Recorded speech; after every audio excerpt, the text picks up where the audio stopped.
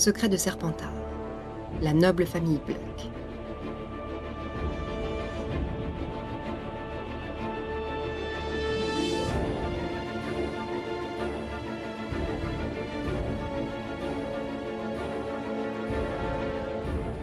Une fanfiction Harry Potter par Madou.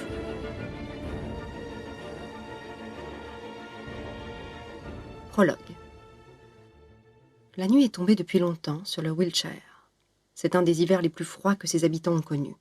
Le comté entier est recouvert de givre, et le manoir des Malfoy n'a pas été épargné. En passant rapidement devant leur imposant portail en fer forgé, on pourrait croire le domaine inhabité. Le jardin et les allées de gravier blanc, abandonnés depuis longtemps par les paons qui s'y pavanaient autrefois, sont ensevelis sous les ronces, et la façade, avec ses grandes fenêtres à croisillons, est assaillie par le lierre. Un peu plus loin, un bassin d'eau stagnante regrette la fontaine qui s'est tarie. Le seul signe de vie est cette lumière vacillante en haut d'une des innombrables tourelles du manoir, allumée sans discontinuer depuis plusieurs nuits. Derrière la neige bleutée qui s'accumule sur le rebord des fenêtres, malgré l'heure tardive et le calme de la campagne environnante, un homme s'affaire, le front soucieux. Un désordre inimaginable règne dans la petite pièce calfeutrée.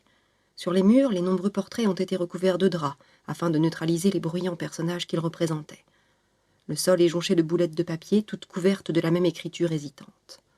Un homme aux cheveux blonds et au menton pointu est penché sur un grand bureau en bois sculpté, recouvert de lettres froissées, de photos jaunies et de vieux articles de journaux.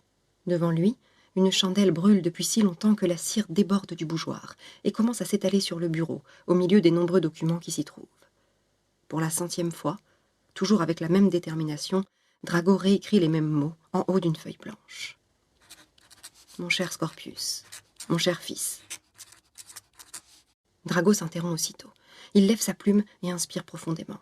Cette feuille fragile qu'une brise légère pourrait emporter, c'est sa planche de salut, la dernière chance qu'il a de se réconcilier avec son fils unique. Il ne peut pas se permettre de la gâcher. Mon cher Scorpius, mon cher fils, tu es peut-être curieux de découvrir ce que contient cet épais ouvrage que je t'adresse après des années de silence. Ou bien peut-être es-tu exaspéré, peut-être même n'as-tu tout simplement pas pris la peine de l'ouvrir et laissé mes mots se perdre dans l'oubli. Mais si tu as réussi à surmonter ton aversion pour moi, si tu as su déchirer le paquet qui l'enrobait et ouvrir son épaisse couverture, si tu arrives à supporter la vision de mon écriture trop pointue, un peu tremblée à l'idée d'accrocher ton regard, je t'en prie, continue. Ce que tu vois là est le fruit d'un long travail, entamé quelque temps après ton départ du manoir, qui m'a à la fois demandé beaucoup de courage et donné beaucoup d'espoir. N'aie pas peur, cette lecture ne t'engage à rien, je n'exigerai pas de toi que tu reviennes ou que tu me pardonnes.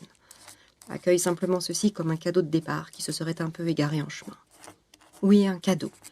Car s'il y a une chose que je te souhaite, c'est qu'après avoir lu ceci, aucun secret ne fasse plus peser sur toi le moindre doute, et que ta route soit dégagée de tout questionnement. Pour cela, il me faudra traiter d'un passé heureusement révolu. Et c'est vrai, tu connais déjà un peu l'histoire dont je vais te parler, puisque c'est celle de notre famille. Mais on te l'a brossée si grossièrement, et en omettant tant de choses dont je suis aujourd'hui l'unique dépositaire, que j'ai voulu, pour toi, en éclairer les larges zones d'ombre. Voilà donc à peu près à quoi ressemble ce récit. Des secrets bien gardés, de longs combats intérieurs, de longues fuites, de la douleur et de la haine, qui creusent un interminable tunnel que je n'aurais pas souhaité te faire traverser si quelque victoire ne s'était pas tenue au bout de celui-ci. Il ne me reste qu'à te souhaiter du courage, mon garçon, pour cette lecture à la fois instructive et vertigineuse. Et j'espère de tout cœur que tu en ressortiras aussi grandi que moi. Drago se recule dans son siège et relit la lettre d'un peu plus loin, comme si cela pouvait lui permettre de l'améliorer. Puis il hoche la tête, épuisé. Celle-ci fera l'affaire. De toute manière, il ne fera pas mieux. Il pose la lettre sur le manuscrit vierge et passe la main sur l'imposante pile de feuilles blanches et lisses. Certes, il peut se féliciter d'avoir accompli la première étape. La machine rouillée s'est remise en marche. Mais maintenant, il faut que le résultat soit à la hauteur de ses promesses. Avant de se laisser gagner par le découragement face à l'écrasante tâche qui l'attend, il s'octroie un petit somme. Il croise les bras sur le bureau encombré et y enfouit son visage. En quelques minutes, ses pensées s'envolent vers une époque lointaine, avant même sa propre naissance, et plus précisément vers un beau jour de juin, où les premiers ennuis ont commencé à s'abattre sur sa famille maternelle.